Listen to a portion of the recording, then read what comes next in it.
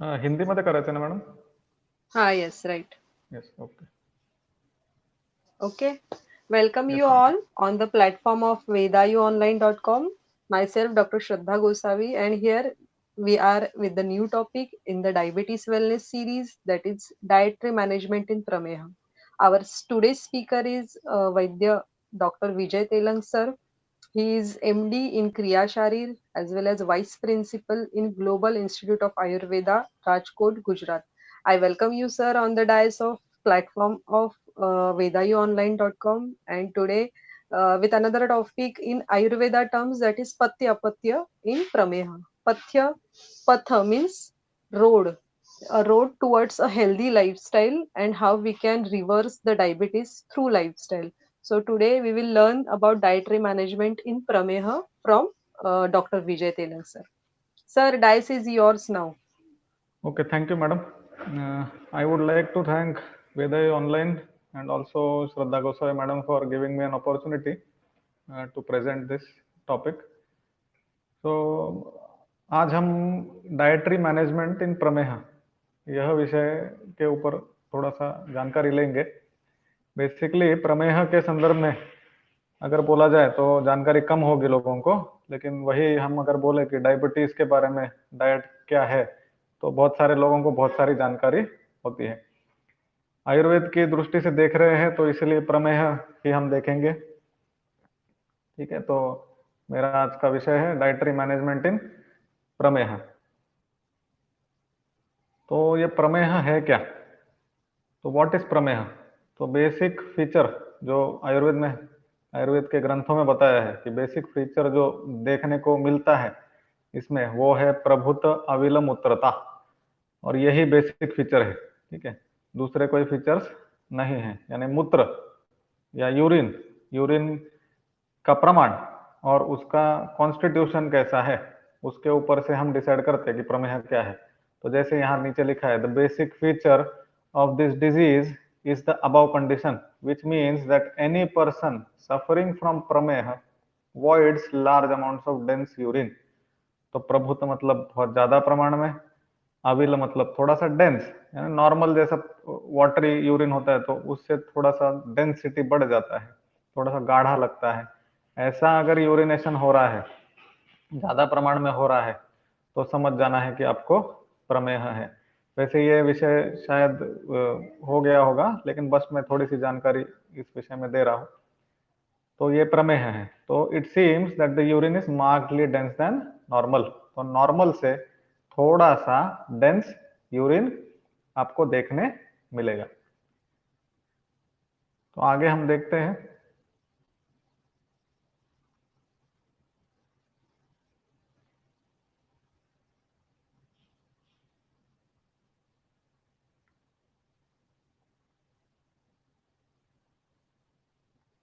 तो next topic, तो शायद थोड़ा सा बफरिंग हो गया।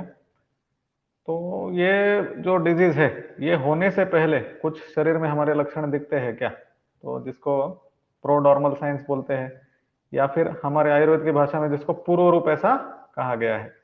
तो हाँ, बहुत सारे लक्षण हमको देखने मिलेंगे। तो अगर आप कुछ आहार में गड़बड़ी कर रहे हो जो नहीं करना चाहिए, और ये आहार जनित ही व्याधि है जनरली, क्योंकि इसमें क्या होता है, थोड़े थोड़े समय पर दोष और दुष्ट कम कम प्रमाण में बढ़ते जाते हैं, और धीरे धीरे फिर इनका प्रमाण इतना बढ़ जाता है कि ये पूरे शरीर को दुष्ट कर देते हैं। तो इसलिए ये सारे लक्षण आपको देखने मिलेंगे ये व्याधि होने से पहले, तो इन पे ध्यान रखना है। और ये लक्षण अगर आप मिलते हैं तो उसी समय में आपको आपका डाइट थोड़ा सा चेंज करना जरूरी है। तो कौन से लक्षण? तो जैसा पहला आप लिखा है, एक्सेस स्वेटिंग, तो पसीना बहुत ज्यादा आना बिना मतलब के। ठीक है, तो बिना मतलब के पसीना आना, बहुत लोगों को बैठे बैठे ही पसीना आता है, वो 20% आप देख सकते हैं, थोड़ा सा पसीना चालू हो जाता है। बैड बॉडी ओडर आना चालू होना, और वो भी खराब ओडर होता है। ठीक है, जो दूसरे लोगों को भी परेशान करे ऐसा। मसल्स लूज लगना, increase feeling of lying down और स्लीपिंग, यानी लेजीनेस बढ़ जाता है, इच्छा होने लगती है कि हमेशा सोते ही रहे, उठे ही ना, थोड़ा भी काम ना करे। फिर फीलिंग ऑफ कोटिंग और स्टिकीनेस और the regions of heart, eyes, tongue and ears. तो ये जो शरीर के अवयव है इनमें ऐसा लगता है चिपचिपापन महसूस होता है, ऐसा लगता है कुछ चिपक गया है, ठीक है। तो ये फीलिंग आती है। फिर heaviness in the body, body में हैवीनेस बढ़ जाती है, ठीक है। तो ये लक्षण दिखते हैं। फिर उसके आगे excessive growth of hairs and nails, बाल ज्यादा बढ़ने लगते हैं, ठीक है, बहुत ज्यादा प्रमाण में। साथ में नाखून भी बढ़ने लगते हैं, ज्यादा बढ़ते हैं, यानी आपको ऐसा लगेगा कि 2-3 दिन ही हो गया, मैंने तो नेल्स कट कर लिए थे, फिर से बढ़ गए। फिर increase intelligence in cold food stuffs, ठंडी चीजें खाने की इच्छा बढ़ जाती है। फिर ड्राइनेस होने लगता है थ्रोट में और पैलेट में, है ना, मुंह के ऊपर के भाग में। तो इसी वजह से ठंडी चीजें खाने की इच्छा हो जाती है कि पानी पियेंगे, कुछ ठंडा खाएंगे तो शायद ये कम हो जाए ऐसा। फिर स्वीट टेस्ट आने लगता है माउथ में। जनरली माउथ में टेस्ट कुछ आना नहीं चाहिए ऐसे, ठीक है ना, तो अव्यक्त होना चाहिए, वैसा नहीं होता है, स्वीट टेस्ट आना कंटिन्यूसली चालू हो जाता है। और सबसे बेसिक फीचर जो मैंने भी देखा है पेशेंट्स में, वो ये है, ये लास्ट वाला, burning sensation in the palms and soles, ठीक है। तो हथेली में और पैरों में, यानी पैर के तलवे में बर्निंग सेंसेशन चालू हो जाता है अचानक से, विदाउट एनी रीजन। तो ये जो है, ये बेसिक फीचर है। बहुत पेशेंट को आप ये पूछोगे तो उनमें ये पॉजिटिव फीचर वो बताते ही है, हाँ सर ऐसे लग रहा था, 2-3 महीने पहले ये लग रहा था, हमने बहुत दिखाया लेकिन कुछ समझ में नहीं आया। लेकिन इसके बाद डायबिटीज फिक्स जैसे हो ही जाता है। बहुत बार वो न्यूरोलॉजिकल डिफिसिट बोल के भी ट्रीटमेंट भी ले लेते हैं ये लोग, लेकिन ये प्रमेह की ओर ही जाता है बहुत बार। तो ये एक लक्षण पे आपको ध्यान देना है। फिर नेक्स्ट चीज जो हम देखेंगे वो है अभी डाइट, ठीक है ना।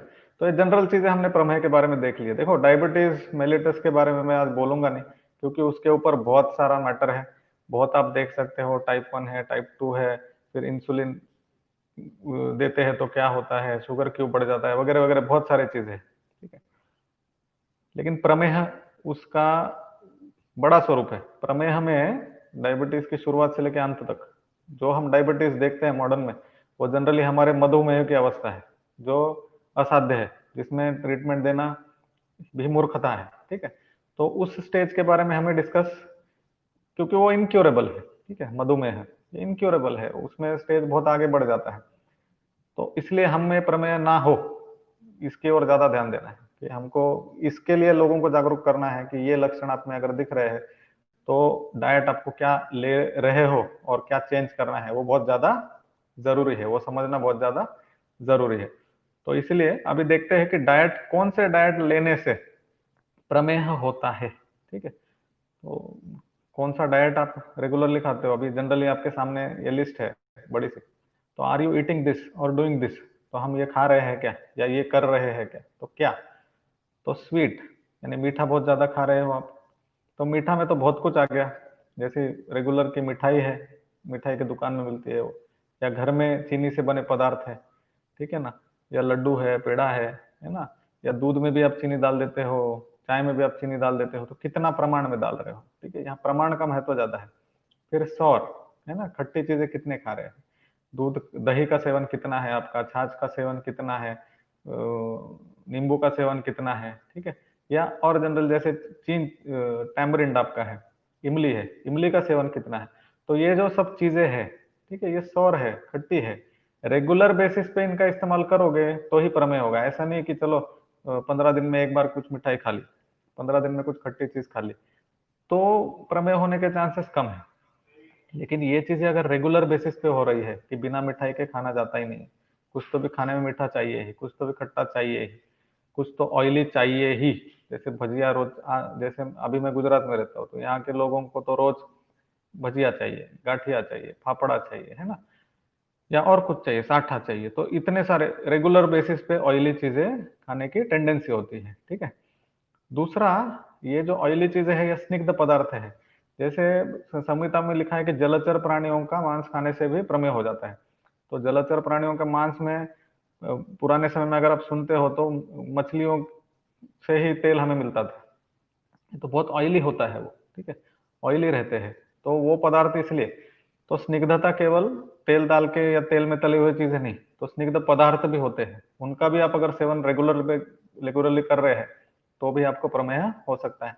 इसीलिए तो ये टोन्ड मिल्क का कंसेप्ट आजकल है ना, कि विदाउट फैट वाला मिल्क पीना चाहिए तो उससे डायबिटीज होता नहीं, वगैरह ये सब। तो वो सही भी है एक तरह से। तो स्वीट्स और ऑयली। अभी heavy to digest food stuffs लिखा है। अभी heavy to digest food stuffs क्या होता है कि अभी हर एक पर्सन का डाइजेशन तो डिफरेंट है। कुछ लोगों को हल्का एक पेड़ा खा लेंगे तो पेट खराब हो जाता है, कुछ लोगों को पूरा पेड़े के बॉक्स खा लेंगे तो कुछ फर्क नहीं पड़ेगा, 3 घंटे बाद फिर से भूख लग जाती है। तो ये पर्सन टू पर्सन डिफर करता है, इसलिए यहाँ वैद्य का रोल आ जाता है। वैसे तो आयुर्वेद में आहार वर्ग दिया है, उसमें गुरु पदार्थ कौन से है, लघु पदार्थ कौन से है, कौन से इजीली डाइजेस्टेबल है, वो सब लिया है। लेकिन फिर भी पर्सन टू पर्सन बेसिस पे ये डिफर करता है, इसलिए वैद्यों का काम यहाँ पे है कि जज करना। कि इसीलिए डाइटरी चीजों के ऊपर भी वैद्य की चलती है, ठीक है ना, कि डाइट भी हम फिक्स कर सकते हैं। तो यहाँ पे हैवी टू डाइजेस्ट चीजें अगर आप खा रहे हो और आपको लगता है कि ये खाने के बाद आपको भारी लगता है, शरीर में भारीपन महसूस होता है, वजन बढ़ रहा है, इंडाइजेशन हो रहा है, तो ये चीजें आपको खानी नहीं है, नहीं तो इससे प्रमेय होगा डेफिनेटली। फिर अगला है स्टिकी फूड स्टफ्स। इसके लिए पिच्छले शब्द ऐसे आया है, पिच्छले ने चिपचिपे पदार्थ जो होते हैं। तो इसमें अभी आजकल के जनरेशन में जो मिलते हैं, कैंडीज मिलते हैं, चॉकलेट्स, जेलीज, जैम्स, है ना, तो ये सब चीजें इसमें आ गई। फिर मिल्क बेस्ड पुडिंग है, ये भी इसमें आ गया। अभी हमारे घर घर में कौन सी चीजें मिलती है जो चिपचिपी होती है, तो जैसे आपको याद होगा कि चिक्की हम खाते हैं ना, अभी ठंड का मौसम चालू हो गया तो तिल की चिक्की बनती है ना, तो ये सब तो तिल का तेल ज्यादा प्रमाण में अगर इस्तेमाल हो रहा है, केक्स ऑफ तिल, तो तिल के अगर चिक्की आप खा रहे हो रोज, पेस्ट्रीज खा रहे हो। अभी पयस यानी दूध से बना हुआ पुडिंग होता है। या क्रुशरा है, क्रुशरा क्या है, तो क्रुशरा देखो यहाँ पे एक प्रकार का पतली खिचड़ी होती है तिल की, राइस की और अपने उड़द की दाल की। तो उड़द की दाल वैसे भी खानी नहीं चाहिए रेगुलर बेसिस पे, उससे प्रमेय होगा। फिर विलेपी नाम का एक फिर से ग्रुएल ही है, जो चावल से बनता है, जो गाढ़ा चिपचिपा, थोड़ा सा चावल उसमें थोड़ा सा स्टिकी रह जाता है, तो ऐसा। तो ये चीजें अगर आप खा रहे हो रेगुलर बेसिस पे, ठीक है ना, रेगुलर बेसिस पे यानी एक दिन छोड़ के एक दिन, ये भी रेगुलर हो गया। रेगुलरिटी अगर इसमें है तो वो आगे जाके आपको प्रमेह कॉज करेगा, ठीक है। तो ये चीजें हमने देख ली। फिर नेक्स्ट है कोल्ड फूड स्टफ्स। अभी कोल्ड का मतलब क्या है, तो हम देखते हैं जैसे बर्फ में रखी हुई चीजें कोल्ड है, चलो हाँ वो कोल्ड फूड स्टफ हो गई। दूसरी क्या, तो जो गर्म की हुई चीज थी वो कुछ समय बाद ठंडी हो गई, तो इसलिए हम जनरली बोलते हैं गरम गरम खाना खा लेना चाहिए। तो गर्म खाने के अपोजिट ये है कोल्ड खाना, ठीक है ना। या ठंडा हुआ हो गया जो खाना है वो खाना, वो जल्दी पचता नहीं है, ठीक है। तो इसलिए वो दोषों की उत्पत्ति करेगा, और फिर जैसे ही दोष उत्पन्न हो जाएंगे, देखो जैसे ठंडी चीजें आप खाओगे तो ठंडी चीजें कफ दोष को बढ़ाती है, कफ दोष ही इसका बेसिक कॉज है प्रमेह का।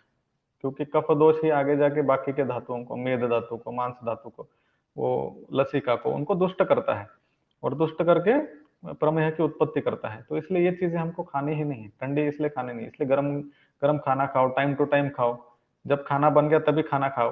तो ये सब इन सब चीजों से फिर आप प्रमेह से बच जाओगे। और आजकल प्रमेह इसीलिए बढ़ रहा है, क्यों बढ़ रहा है, क्योंकि आजकल हम टिफिन लेके जाते हैं। टिफिन में हम जब तक खाना खाने का डिब्बा खोल देते तब तक तो ठंडा हो जाता है। जनरली आजकल आपको देखने को मिल रहा है कि यंग 30 की उम्र में ही डायबिटीज होने लग गया है, ठीक है, टाइप 2 डायबिटीज। तो ये क्यों हो रहा है, क्योंकि ये हमारे जो डाइटरी हैबिट्स है वो चेंज हो गए। पहले का जमाना अलग था कि सुबह उठे, नहाए धोए, तुरंत खाना खा लिया, काम पे चले गए, शाम में आए, खाना खा लिया, सो गए। आज क्या होता है, आज सुबह हम उठते हैं, चाय पीते हैं, फिर ब्रेकफास्ट करते हैं, फिर दोपहर में टिफिन लेके जाते हैं, टिफिन में से खाना खाते हैं, फिर शाम में आते हैं, फिर ब्रेकफास्ट करते हैं, फिर रात में आते हैं, फिर खाना खाते हैं, ठीक है। कभी कभी तो डेजर्ट्स वगैरह भी खा लेते हैं रात में खाने के बाद में। तो ये सब चीजें खाएंगे तो हमारे जो गैस्ट्रोइंटेस्टिनल ट्रैक्ट है उसको टाइम नहीं मिलता है आपके फूड को डाइजेस्ट करने के लिए। तो अनडाइजेस्टेड फूड अल्टीमेटली दोषों को दुष्ट करता है, तो इसलिए ये cold food stuff generally avoid करना चाहिए।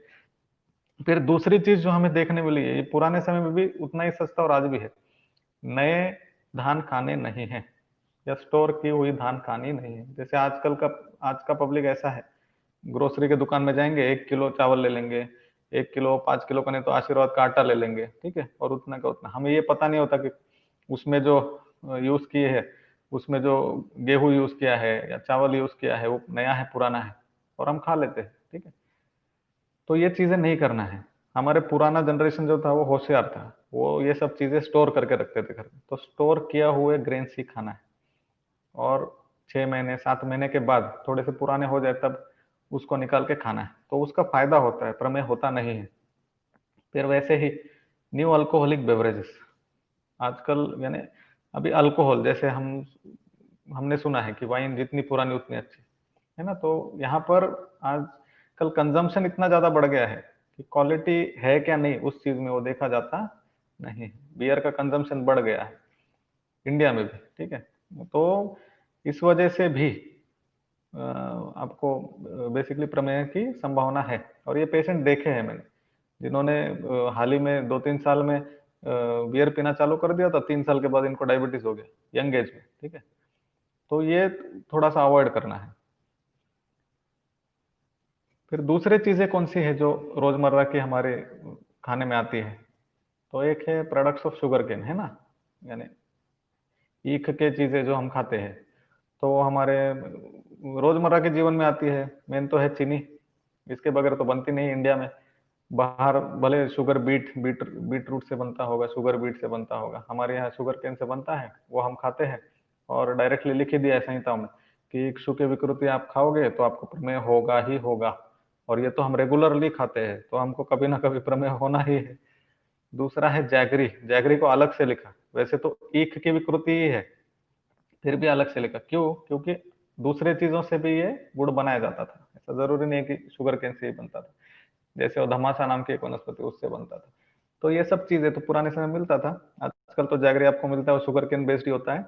तो जैगरी भी रेगुलर बेसिस पे ज्यादा प्रमाण में आप अगर खाते हो तो प्रमेय होना जरूरी है। देखो ये रेगुलरिटी बहुत ज्यादा जरूरी है। ऐसा नहीं है आज गुड़ खाया फिर 1 महीने बाद मैं फिर से गुड़ खाऊंगा तो मुझे प्रमेय हो जाएगा, इस डर में नहीं रहना। ऐसा होता नहीं है। रोज जैगरी चल रहा है, रोज चीनी की चीजें चल रही है, रोज जो ठंडा खाना खा रहे हैं, तो ही तब जाके ही ये डिजीज होगा। फिर मिल्क प्रोडक्ट्स, ठीक है। वैसे चरक संहिता में तो डायरेक्टली मिल्क लिख ही दिया है कि दूध लिख ही दिया है कि दूध से होता ही है। अभी अष्टांग हृदय में थोड़ा सा उन्होंने चेंज कर दिया कि गोरस लिख दिया, यानी गाय का रस। तो उसका जो टीका वगैरह लिखा है तो उसमें थोड़ा सा ऐसे लिख दिया कि इसकी जो विकृतियां है, जैसे दही बनता है, कर्ड है, तो इमेच्योर कर्ड है। जैसे इमेच्योर कर्ड मतलब कर्ड पूरी तरह से बना ही नहीं है, उसके पहले ही हम खा लेते, थोड़ा सा मीठा रहता है इसलिए, या थोड़ा सा पतला रहता है इसलिए। कुछ कुछ लोगों को आदत होता है, तो इससे भी प्रमेह हो जाता है। आजकल फिर मिल्क प्रोडक्ट्स की विकृतियां बहुत मिलती है, जैसे चीज मिलता है, पनीर मिलता है ना, बहुत सारा मिलता है। तो ये चीजें अगर आप रेगुलर बेसिस पे खा रहे हो तो प्रमेह होना ही है, ठीक है। अभी इतना सब खाओगे और एक्सरसाइज नहीं करोगे, no exercise with eating all of this, सब इतना सारा शरीर में भर देना है और एक्सरसाइज भी नहीं करना है, तो प्रमेह होगा ही। No proper routine of sleep और bed rest and sedentary habits. देखो रूटीन ऑफ स्लीप भी बोला है, विधिवत, विधिवत शब्द आया है, तो विधिवत शयनम ऐसा शब्द आया है। तो विधिवत शयनम नहीं करते हैं तो होता है, यानी ठीक से रूटीन में सोते नहीं है। विधि क्या है कि रात में सोना है, कि जैसे सूरज ढल जाए तो सोना है। आज तो इम्पॉसिबल है, आजकल के समय में तो इम्पॉसिबल ही है। 11 बजे दोस्तों का फोन आ जाता है, अरे चलो इधर चलते उधर चलते, ये खाएंगे वो खाएंगे, है ना। चाय पी के आ जाते हैं लोग आजकल 12 बजे 1 बजे। तो ये रूटीन की वजह से शरीर में तो दोष दुष्टि होना ही है। तो इसलिए रूटीन मेंटेन करना बहुत जरूरी है। स्लीप का रूटीन, यानी आपका सबका अपना अपना रूटीन होता है। ऐसा जरूरी नहीं है कि 5 बजे उठो और शाम में 7 बजे सो जाओ, ऐसा कुछ नहीं है। आप अपना जो रूटीन है वो रूटीन मेंटेन रखना है। चाहे आप 10 बजे अगर रोज सो रहे हो तो रोज 10 बजे सोना ही है, ठीक है। उसके आगे नहीं, उसके पहले नहीं, लेकिन ये रूटीन मेंटेन करना जरूरी है। दूसरा है बेड रेस्ट कंटिन्यूसली लेना। चांस मिल गया बेड पे लेट जाओ तो भी प्रमेह हो जाता है। और सीडेंटरी हैबिट्स, बैठे बैठे ऑर्डर देना, आजकल का जमाना ऑर्डर देने वाला है ना, कि पानी दे दो, ये दे दो। मैं भी करता हूँ, ऐसा नहीं कि। तो ये सब चीजें हमें नहीं करनी चाहिए। थोड़ा सा एक्सरसाइज करना जरूरी है, क्योंकि इतना सब हम ठूस देते हैं शरीर में और फिर हम बाद में एक्सरसाइज नहीं करते हैं, बैठे रहते हैं एक ही जगह, बहुत ज्यादा बेड रेस्ट करते हैं, तो ये सब प्रमेह होना हमको, यानी तय है, ऐसा है। भले इसमें अभी आयुर्वेद में तो ऐसा लिखा नहीं कि आपके माता पिता को ही हो तो ही आपको होगा, मॉडर्न में तो जेनेटिक फैक्टर भी है, फिर भी हमें देखने मिलता है कि जेनेटिक फैक्टर नहीं है तो भी हो जाता है, ठीक है ना।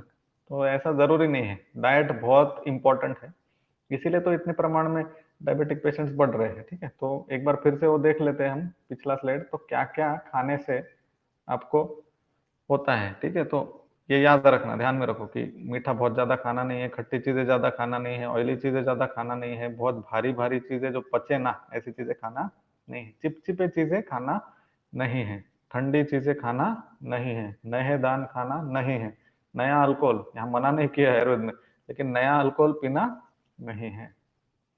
और साथ में ही ईख के जो पदार्थ है, चीनी है, गुड़ है, ये ज्यादा प्रमाण में खाना नहीं है। फिर वो फणिजक नाम का भी फाणित नाम का एक पदार्थ आता है शुगर के अंदर, वो चिपचिपा स्टिकी फ्लूइड बनता है, बहुत मीठा फ्लूइड होता है, लोग ब्रेड के साथ वगैरह भी खाते हैं, ठीक है। तो वो भी खाना नहीं है, उससे वो तो बेसिक कॉज है कफदुष्टि का। फिर मिल्क प्रोडक्ट्स में भी रेगुलर बेसिस पे मिल्क के प्रोडक्ट्स खाने नहीं है। देखो दूध पी सकते हैं, गाय का दूध श्रेष्ठ है, गाय का दूध आप देखो हल्का होता है, उसमें स्निग्धता बहुत ज्यादा नहीं होती है। वही भैंस का दूध आप रेगुलरली पी रहे हो तो बहुत उसमें फैट होता है, तो अल्टीमेटली वो फैट को डाइजेस्ट करने के लिए आपको उतने कैलोरी बर्न करने पड़ेंगे, लेकिन अगर वो नहीं करोगे आप तो गड़बड़ तो होना ही है, ठीक है। फिर एक्सरसाइज नहीं करना वगैरह, ये सब चीजें आपको करना नहीं है, ठीक है। तो ये है बेसिकली डाइट, जिसके वजह से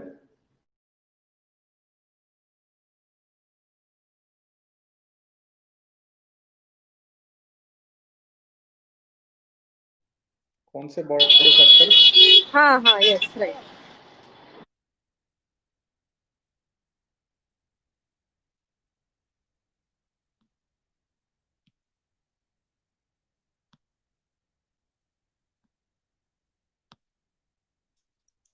तो कौन से बॉडी फैक्टर्स अफेक्ट होती है, तो ये सब घटक खाने के वजह से कौन से बॉडी फैक्टर्स हमारे शरीर में गड़बड़ गड़बड़ जाते हैं या दुष्ट हो जाते हैं। जैसे मैंने बोला कि कफदोष ये प्रधान है, क्योंकि ये व्याधि अगर आप देखते हो तो शरीर में शैथिल्य आ जाना, थोड़ा सा वजन बढ़ जाना, ठीक है ना, तो ये सब चीजें होती है, तो कफदोष से रिलेटेड है, इंडाइजेशन है वगैरह, ये सब चीजें चालू हो जाती है। तो ये कफदोष फिर आगे दूसरे घटकों को दुष्ट कर देता है। उसमें मेद मांस, मेद धातु है, मेद धातु का फैट है, मांस धातु आपके मसल्स है, मसल का टिश्यू है, वसा, वसा बेसिकली मांस धातु का ये भाग है।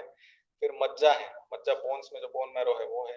क्लेद, क्लेद बेसिकली वो जो मॉइस्चर सारे घटकों को प्रोवाइड करता है वो घटक है, बेसिकली ये द्रव पदार्थ है। फिर शुक्र, शुक्र एक घटक है जिसके डिजीज भी हमको आजकल प्रोमिनेंटली देखने मिलते हैं डायबिटिक पेशेंट्स में, कि शुक्र बेसिकली आपका स्पर्म है, ठीक है, या फिर ऐसे बोल सकते हैं कि रिप्रोडक्टिव पार्ट है, ठीक है। जैसे फीमेल्स में अगर शुक्र बोलेंगे तो ओवम को भी हम चलो कंसिडर कर सकते हैं, क्योंकि वो रिप्रोडक्शन में जरूरी है। तो ये शुक्र है ये दुष्ट हो जाता है, तो डायबिटिक पेशेंट्स में कंसीव करना बहुत डिफिकल्ट है, डिफिकल्टीज देखने को मिलती है। डायबिटिक पेशेंट्स को जल्दी से प्रेगनेंसी रहती नहीं है, कंसीव नहीं कर पाते हैं, तो ये सब चीज। फिर रक्त दुष्टि, रक्त दुष्टि भी देखने मिलती है, स्किन का कलर चेंज हो जाता है, उसका टोन चेंज हो जाता है, ठीक है ना, तो स्किन थोड़ी सी ब्लैकिश दिखने लगती है, उसके ऊपर का जो टोन है, जो ऑरा है, ठीक है ना, वो भी कम होने लगता है। लसिका, लसिका भी एक तरल पदार्थ है जिसको हम सीरम बोल सकते हैं। फिर रस धातु है, रस धातु जो बेसिकली सेटिस्फैक्शन आपको देता है, ठीक है ना, ये प्रीणन करता है शरीर को, तो वो धातु है। और ये इसके लक्षण हमको देखने मिलते हैं कि डायबिटिक पेशेंट कितना भी खाए तो भी वो तृप्त नहीं होते, अतृप्त ही रहते हैं। आप देखो उनको भूख भी कंटिन्यूसली लगती है, अतृप्ति बहुत ज्यादा रहती है। तो ये, और ओजस, ओजस तो आयुर्वेद के हिसाब से सारे धातुओं का सार है, ये खुद भी दुष्ट हो जाता है, इसीलिए वो जो डायबिटिक पेशेंट है उसमें दौर्बल्य आना, वो भय आ जाना, किसी भी चीज से डर जाना, ये सब चीजें आपको देखने मिल जाती है, ठीक है। तो इतने सारे बॉडी फैक्टर्स इफेक्ट होते हैं, तो आप सोचो तो इसको ट्रीट करना भी मुश्किल है, इसलिए डाइट को सुधारना बहुत जरूरी है, क्योंकि ट्रीटमेंट की स्टेज तक इसको लेकर जाना ही नहीं है इस डिजीज। हमने जैसे देखा कि इसके पूर्व रूप दिख जाए तभी से आपको डाइट आपका बदल देना है, तो यहाँ तक जाता ही नहीं है।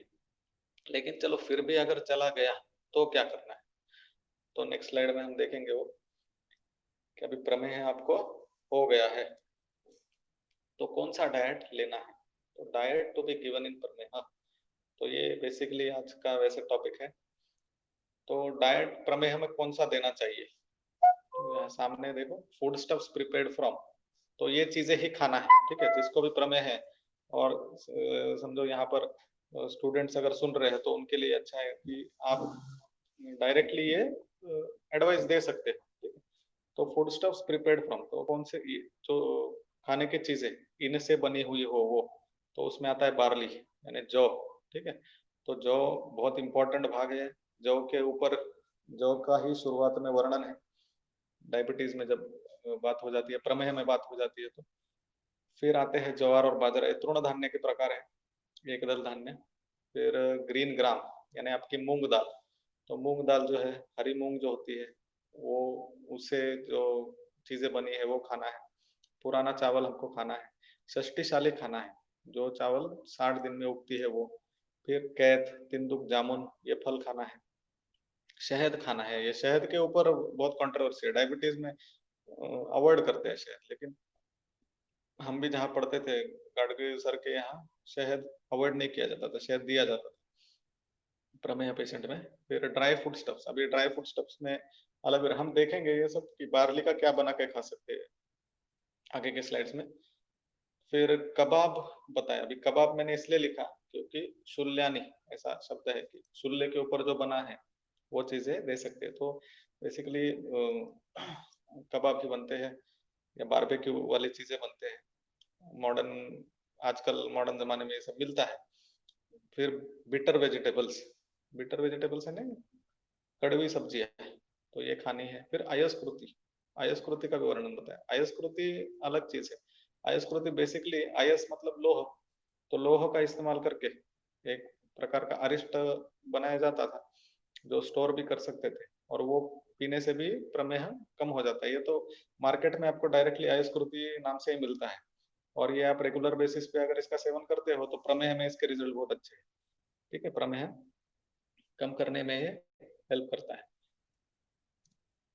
तो हम देखेंगे आगे कि बार्ली का क्या क्या बनता है, कि क्या क्या आप खा सकते हो बार्ली का। और जो ग्रंथ में दिया है, ये कुछ मैंने अपने आप से बताया नहीं है, ये ग्रंथ में ही दिया है, वही मैंने यहाँ पे लिखा है।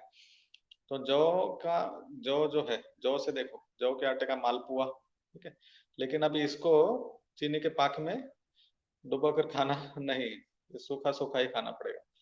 फिर सत्तू, इसका जो आटा है इससे बहुत सारी चीजें बनती है, जैसे उपमा बन जाता है, ठीक है, तो ये खा सकते हैं। फिर बाटी इसकी खाने के लिए बोली है, और वो भी ऐसा बोला है कि दाल, उसमें मूंग की दाल का इस्तेमाल करना है, बाटी मूंग की दाल के साथ खाना है, जौ की बाटी। तो ये आप खा सकते हो, रेगुलर बेसिस पे खा सकते हैं, ठीक है। फिर लेकिन अभी जो बाटी है वो तेल में तली हुई बाटी नहीं चलेगी यहाँ पे जो अग्नि डायरेक्टली देकर चूल्हे में जो बनती है, तो वो यहाँ पर आपको बनानी पड़ेगी बाटी।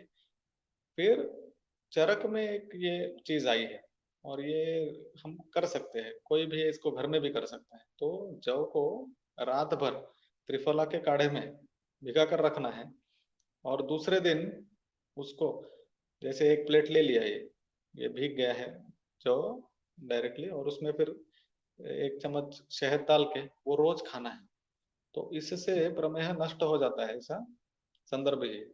तो ये चीज घर में रेगुलर भी कर सकते हैं। तो इस तरह से बार्ली का इस्तेमाल हम कर सकते हैं। फिर दूसरा अभी जो है वो है जवार।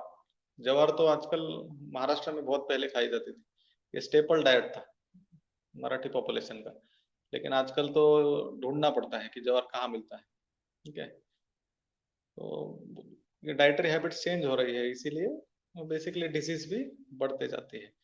तो जवार की क्या क्या बन सकती है, तो जवार की रोटी बनती है, आजकल बाजार में बस बिस्किट्स भी मिलते हैं, इसका भी उपमा बना सकते हैं, और थाली पीठ बना सकते हैं। तो थाली पीठ जो है ये बेसिकली केवल ज्वार की नहीं है, तो थाली पीठ में मल्टीग्रेन्स होते हैं, आप दाल भी इसमें डाल सकते हो, और उसका उसकी रोटी बना सकते हैं, तो वो खाने से वो टेस्टी भी बहुत होती है। तो ये भी आप रेगुलरली खा सकते हो, टेस्टी है। अभी टेस्टी चीजें मना नहीं की है प्रमेह में, तो ये आप खा सकते हैं।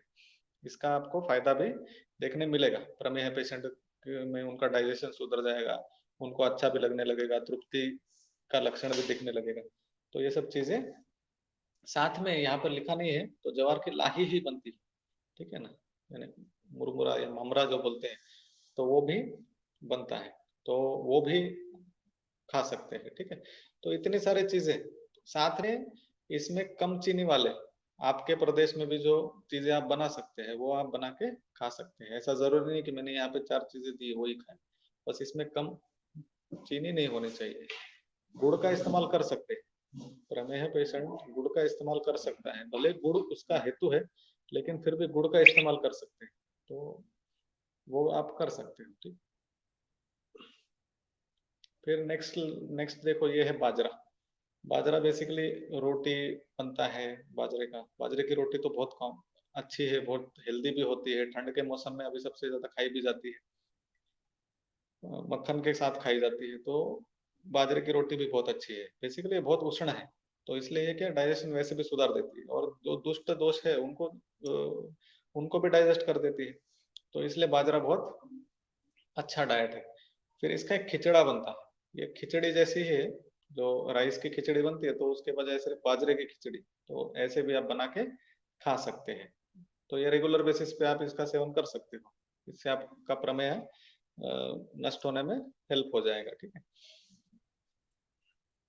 फिर नेक्स्ट जो है, नेक्स्ट आपकी मूंग दाल। अभी ये एक चीज आपको डेफिनेटली बतानी है, कोई भी पेशेंट आपके पास अगर है या कोई पेशेंट भी ये सुन रहा है, तो दाल केवल केवल मूंग दाल ही खानी है, बाकी सारी दाल बंद कर देनी है, ठीक है। बाकी सारी दाल बंद ही कर देनी है, या अगर आपको खाना ही है तो किसी वैद्य के परामर्श लेकर ही खाना है दूसरी दाल।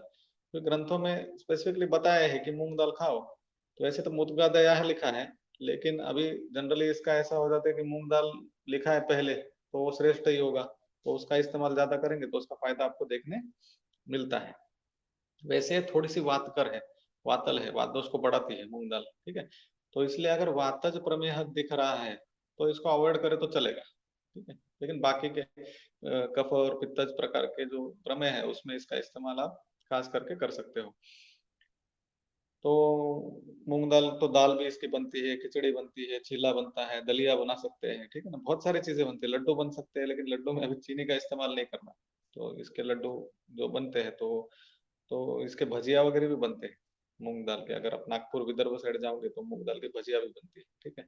तो ये सब चीजें आप कर सकते हो, लेकिन अभी कम तेल वाले, अभी कम तेल वाली भजिया है आजकल, जैसे वो एयर फ्रायर्स आए हैं उसका इस्तेमाल करके बना सकते हैं, ठीक है ना। तो मॉडर्न टेक्नोलॉजी का इस्तेमाल करके थोड़े से ड्राई चीजें बने, ऐसी चीजें आप बना के खा सकते हैं। फिर दूसरा जो था ये कैथ तेंदुकर जामुन, इसको कैसे खाना है, तो इसके बारे में इसके राग और शाड़ो बनाओ ऐसे बताया है कि यानी इसके सूप्स जैसे थोड़े से थिक सूप्स बनाने हैं इसके। तो कैथ है, तिंदुक है।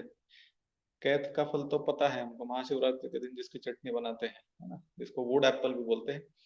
तिंदुक जो है ये चीकू जैसे दिखने वाला फल है, चीकू सदृश। और जामुन तो सबको पता है, जामुन तो हर डायबिटिक पेशेंट को पता ही होता है। वो अगर आप नहीं बताओगे तो खुद पूछ लेगा कि सर ये जामुन का बीज खाए तो चलेगा क्या, ये जम्बुआसन नाम का कुछ दवाई मिल रहा है वो पी लूं क्या, यानी उनको पता है। तो ये चीजें अगर सीजनल सीजन में मिल रहे हैं तो इनको अच्छे से पीस कर, इनके अच्छे से सूप्स बनाकर रेगुलरली अगर आप खाएं तो, या वो सूप्स पिए तो बहुत इसका फायदा देखने मिलता है, ठीक है, बहुत ज्यादा फायदा देखने मिलता है। फिर नेक्स्ट आता है आपका हनी या शहद, और इसको श्रेष्ठ बोला है, ठीक है। तो मधु श्रेष्ठ ऐसा ही लिखा है, तो ये श्रेष्ठ है प्रमेह में। इसका इस्तेमाल तो रोज करो, रेगुलरली करो। तो कैसे करना है, तो उसके संदर्भ में ऐसे बताया कि शहद को ठंडे पानी के साथ या नॉर्मल जो पानी है उसके साथ पीना है, गर्म पानी के साथ पीना नहीं, ठीक है। बहुत लोग गर्म पानी के साथ पी लेते हैं, तो गर्म पानी के साथ पीना नहीं है, तो इसको ठंडे जल के साथ आप पी सकते हो। तो रोज 1 स्पून या 2 स्पून लोगे और रेगुलर बेसिस पे लोगे। देखो ट्रीटमेंट का फायदा तभी होता है जब वो रेगुलर हो। आप 4-5 दिन करोगे और बोलोगे यार मुझे फर्क नहीं पड़ रहा है, तो नहीं चलता है। जब आपने डाइट जो खाया है वो कितने सालों से खाया है, तो आपको ट्रीटमेंट भी कितने समय तक लेनी पड़ेगी, उस हिसाब से सोचना है। तो आपको इसीलिए जब आप हनी और ठंडे पानी के साथ ले रहे हो तो उसका ड्यूरेशन आपको रिजल्ट देखने मिल जाएगा, 15 दिन, 30 दिन। वैसे भी ग्रंथकारों ने बताया है कि एक एक धातु बनने के लिए 5-5 दिन, इस हिसाब से तो लास्ट धातु बनने तक 30 दिन। तो सारा फर्क पड़ने के लिए कम से कम 1 महीना तो आपको दवाई लेना पड़ेगा, ये चीजें करनी पड़ेंगी, तब जाके आपको रिजल्ट मिलेगा।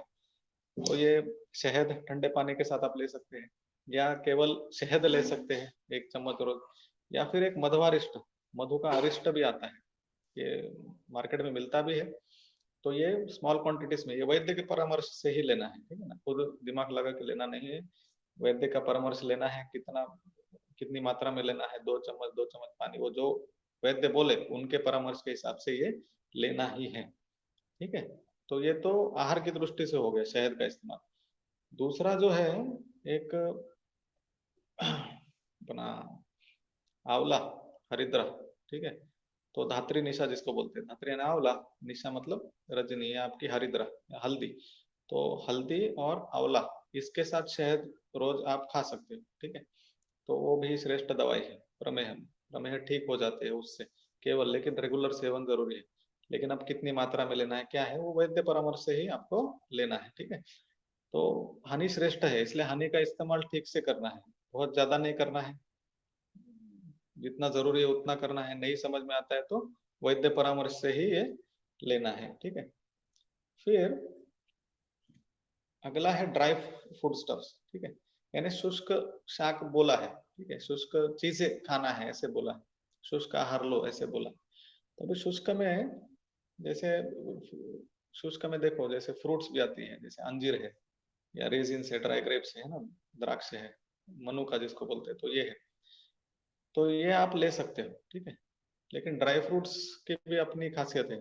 कुछ कुछ ड्राई फ्रूट्स वजन बढ़ाने में काम में आती है, ठीक है ना, जैसे खारिक है, खजूर है, ठीक है, उसको पचाना पड़ता है, एक्सरसाइज करना पड़ता है, ठीक है। तो वो कम प्रमाण में ही खाए तो अच्छा है। अभी वेजिटेबल्स में बहुत सारी जगहों पर अपने अलग अलग चीजें मिलती है, जैसे हमारे यहाँ महाराष्ट्र में चने की जो सब्जी है इसको सुखा कर रख देते हैं, और कुछ 1-2 महीने के बाद इसको खाते हैं, या 7-8 दिन के बाद खाते हैं, जमा करके रखते हैं। सूखी सब्जी इसकी अच्छी लगती है। फिर मैं राजस्थान में तो वहाँ सांगरी नाम की सब्जी मिलती थी, तो सांगरी भी आप खा सकते हो, सूखी सब्जी की वैरायटी है। दूसरे आपके प्रदेश में जो सूखी सब्जी जो इस्तेमाल में की जाती है उसका इस्तेमाल आप कर सकते हैं, ठीक है। वो खा सकते हैं, प्रमेह पेशेंट उसको खा सकते हैं। तो ये आपको अपने प्रदेश के हिसाब से आपको इसका इस्तेमाल करना है। फिर अभी कबाब और बारबेक्यू, ये जो फ्राइड चीजें हैं, ये भी देखो इसमें वेज कबाब खा सकते हैं, नॉन वेज कबाब खा सकते हैं। केवल इसमें नहीं खाना है तो एक है वो है जलचर प्राणी या जंगल प्रदेश, ऐसा स्पेसिफाई किया है। वैसे तो जंगल प्रदेश दलदल वाले जो प्रदेश होता है वहां पे जो प्राणी है उनके मांस का नहीं खाना है, तो इसलिए जनरली फिश को अवॉइड कर दे तो ज्यादा अच्छा है, ठीक है। तो फिश फिश में भी सबसे ज्यादा जिसको अवॉइड करना चाहिए, या जो चिपचिपा है, वो जिसका ट्रेंड आजकल बढ़ गया है, जैसे प्रॉन्स, लॉबस्टर्स, इसका ट्रेंड बढ़ गया है। लोग गोवा जाते हैं ये खा के आते हैं, ठीक है। कुछ कुछ लोग रेगुलर बेसिस पे जाते हैं, 15 दिन में एक बार गोवा हुआ। तो ऐसा करने से और ये चीजें खाने से डायबिटीज हो जाता है, वो तो फिक्स ही है, ठीक है। तो नॉनवेज कबाब से अगर खा रहे हैं तो लखनऊ के सीख कबाब खाइए, है ना, तो वो अच्छे हैं। वेज कबाब आप घर में जो वेजिटेरियन है वो वेज कबाब्स खा सकते हैं। वेज कबाब्स के लिए ऐसा कुछ रिस्ट्रिक्शन नहीं है कि कौन सा खाए कौन सा नहीं, ठीक है। बस इसमें तेल का इस्तेमाल कम करना चाहिए, बाकी तो ये खा सकते हो। फिर आती है कड़वी सब्जियां, ठीक है। तो ये हमारा एंड आ रहा है अभी हमारे सेशन का। तो कड़वी सब्जियां मैं बता देता हूँ पहले कि कौन सी खानी है। ये सब सब्जियां आपको खानी है, बहुत सारी सब्जियां है, ठीक है। वैसे तो 27-28 सब्जियों का वर्णन मैंने यहाँ पे कुछ ही आपको बताऊंगा जो बेसिकली मिल भी जाए आसानी से।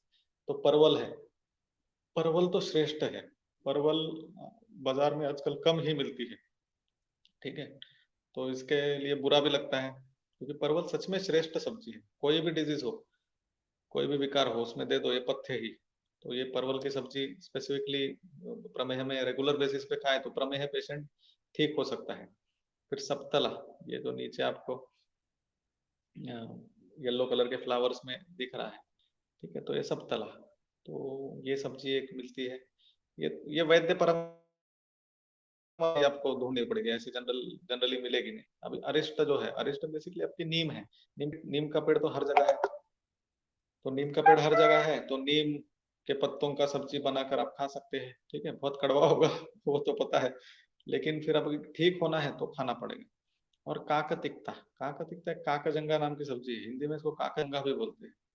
तो ये सब्जी अगर खाते हैं तो ये इससे भी प्रमेह ठीक हो जाता है। देखो ये सब्जियां मिलती है, ऐसा नहीं कि नहीं मिलती, लेकिन इसको स्पेसिफिकली सब्जी के रूप में उगाई नहीं जाती। तो वैद्यों को मिलकर, वैद्यों से पूछकर, उसके बीज लेकर आप घर के अपने प्लांटेशन में भी ये लगा सकते हैं और उसका रेगुलर सेवन आप कर सकते हो। फिर नेक्स्ट आता है आपका अवलगुज या बाकुची जिसको बोलते हैं, तो रोड के साइड में बहुत आती है। तो ये बाकुची की सब्जी है, ये भी श्रेष्ठ है, स्किन के डिसऑर्डर्स में बहुत अच्छा काम करती है।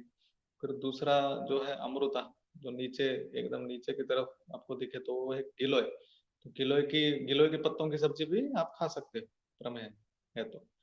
फिर आता है बाम्बू के अंकुर। बाम्बू का जो वंश जो है, बाम्बू जो है उसके अंकुर जो आते हैं ऊपर की तरफ, तो उसकी सब्जियां खाते हैं, ठीक है। तो उसकी सब्जी बहुत अच्छी है, उसके रिजल्ट बहुत अच्छे मिलते हैं प्रमेह में।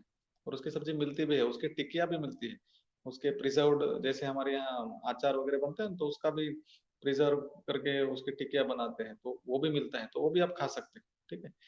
फिर बृहति, बृहति बेसिकली वनस्पति है, लेकिन ये इसके बीज इजीली मिल जाते हैं, ये तुरंत आ जाती है, कुंडी में भी आप लगाओगे तो एकदम भर के आ जाएगी। तो इसका इस्तेमाल आप कर सकते हो रेगुलरली सब्जी में, लेकिन ये वैद्य के परामर्श से आपको करना है, कितना लेना है, क्योंकि ज्यादा प्रमाण में खाओगे तो उससे गड़बड़ी भी हो सकती है। तो इसका प्रमाण वगैरह निश्चित करने के लिए वैद्यों का परामर्श आपको लेना जरूरी है, ठीक।